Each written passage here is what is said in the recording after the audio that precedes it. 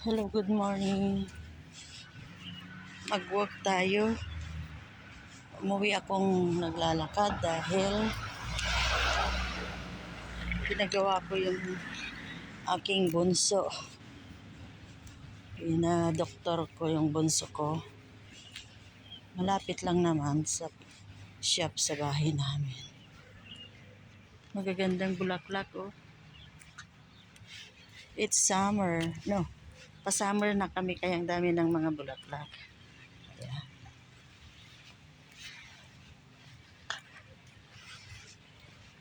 Ginagawa ko yung sasakyan. Tinatawag ko siyang si bunso. Kasi siyang bunso namin. So nag-walk akong pauwi. Mga 2 blocks. Pang exercise na rin. Ayan. Kasi ang ganda ng panahon.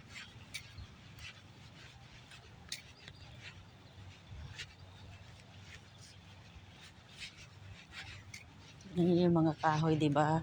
Yung post ko last time, puro kalbo. Ngayon, puro, may dahon na kasi ka-summer na kami.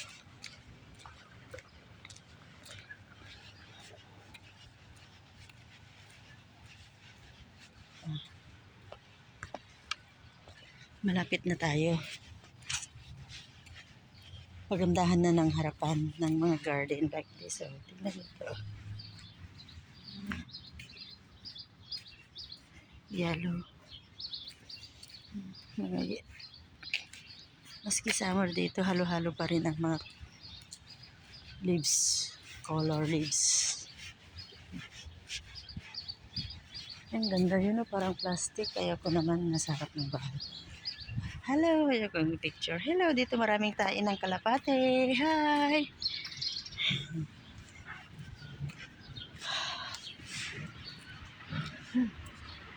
Dito sa amin may construction. Kaya close. Yan.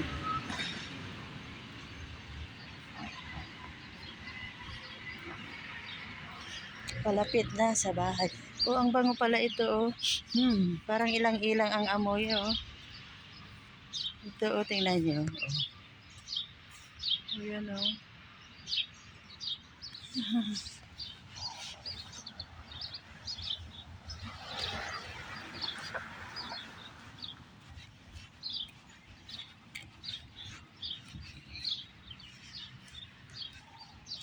Ingat lang kasi may mga tae ng kalapati or yung mga nagpapalakad-lakad na mga aso.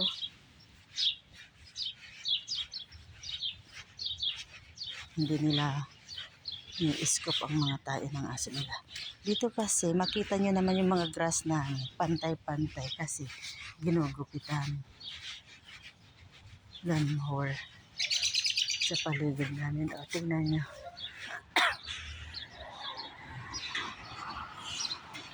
Yan. Kaya pala close itong road namin dahil may construction doon sa kabila.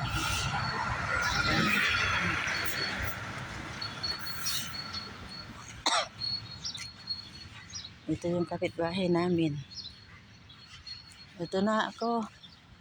Nakarating na. Kailangan namin gupitan itong ito na nakubira ng bahay namin.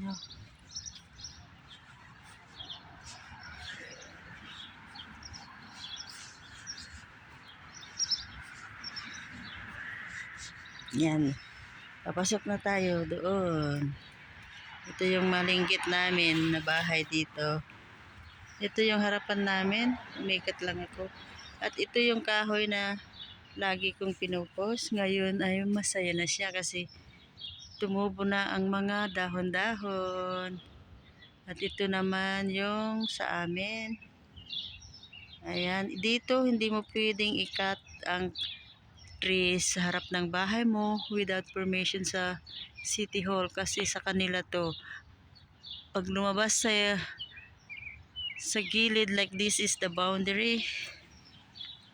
Ito Dito ang boundary. Papunta doon. Pag lumabas na dito, papunta na doon sa kanila na. Kaya sa kanila na yan. Ipapaalam mo pa kasi magmumulta ka pag hindi mo pinaalam. Ayan, ito yung mga ano namin, surrounded namin. Konting sightseeing tayo sa likod. Punta tayo sa likod. Mahangin kaya masarap maglakad at 8 o'clock in the morning. So ito, naghahanda ko ng mga halaman kasi ito yung harapan namin. Matatapos pa lang ang spring kasi end of this month, Mayo. Kaya magdilig-dilig tayo. So linabas ko na yung mga halaman ko doon. Nandun na sila. Tapos dito naman, perennial plants mga ito. Pag winter, namamatay. Pag spring, tumutubo sila.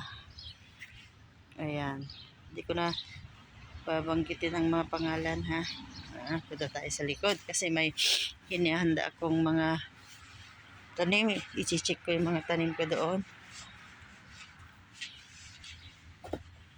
Ito yung sinasabi kong mabango ang bulaklak. Ayan namumulaklak na. Kagaya yun nandun Ayan, bulaklak. Ito. Kalbo silang lahat pag summer kasi makukuburan sila ng lamig, ice. Kaya ito gumagawa ako ng mga paso-paso ko. Ito kawawa. Hindi na ako bumibili ng tanim ako ng onion, yung mga tumutubong onion. Siya na rin ang kinukuha kong onion leaves instead na bibili ako. Tinakpan ko mga itong seedling ko dito dahil pag hindi ko tinakpan, kinakamot ng mga taga rito. Ayan tumubo na yung mga onion leaves ko. Tingnan natin nito. Yung cilantro ko, di na ako bibili. Diba? Ito halo-halo ito. Mga seedling. May sitaw, bataw, patani. May okra din dyan. Di ko alam kung paano lalaki sila. Pinagsama-sama ko na dyan. Okay? Ito natin. Ayan. Dito naman, mayroon akong kalabasa pero trinim ko kahapon. Malaki. Ayan, kaso trinim ko. Gusto ko kasi maalis yung original. Ito, hindi ko alam kung saluyot ito. Tatanim kami every year ng saluyot pero ang tumutubo naman ay parang saluyot ng aso sabi nila. Diba ito yung saluyot ng sa atin lang ha. Ewan ko bakit siyang tumutubo. So inaalis ko yung mga pinuputol ko talaga yung hindi. Ayan. Tapos may kalkalunay tayo. Kalkalunay ba yan? Punta tayo sa kabila. Ito yung ito? Beans. Malaki na si beans natin.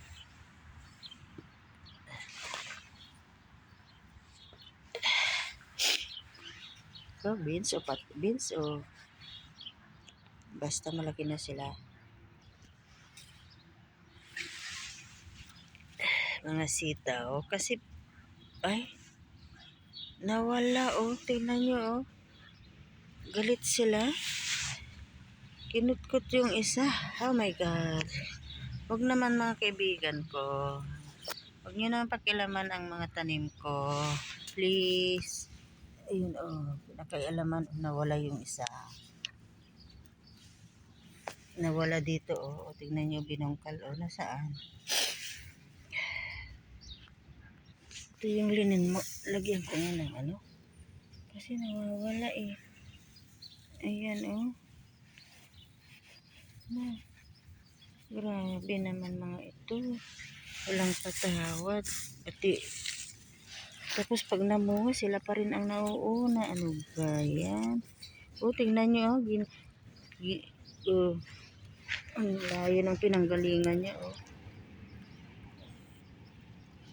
Grabe sila, ano, sitaw pa naman. Sitaw. Sitaw yung inalis nila. Tingnan nyo, ha. Yung mga, ano namin dito, hindi pa lumalaki yung tanim namin. Sinisimulan na. Sayang, oh. Tumubo pa. Sige, ah. Okay. Ayan po, ito yung likuran namin. Nagre-ready na for tanim-tanim. Punta na tayo sa harap. Doon ako papasok at magkakape muna bago mag-start ng mga gawain. Parang ang liwanag, oh. Tingnan yung kalangitan, ang linis. So means mainit ngayon. Ayan.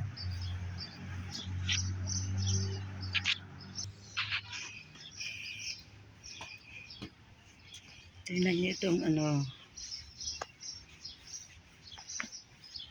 Linabas ko na. Tingnan nyo, ah. Kawawa sila na sa loob ng bahay. Kaya linabas ko na sila. Masaya na sila. Ito yung snake plant ko. Namatay yung mga iba dahil na overwater siguro. Ayaw na. Yan yung sampagita ko. Nabawasan ng mga dahon. Ito naman si mint. Itatanim ako ng mint kasi yun ang ayaw nila. Ayan yung begonia ko. Binili ko na. Ito si karumbuaya ko. Nawalan din siya ng dahon kasi pinasok ko. At ito si winter cactus ko. At ito yung namumulaklak yan. Tumubo na lang yan. Ito may nagbigay last year for Mother's Day. At ito naman yung ano natin, Mother's Day rose.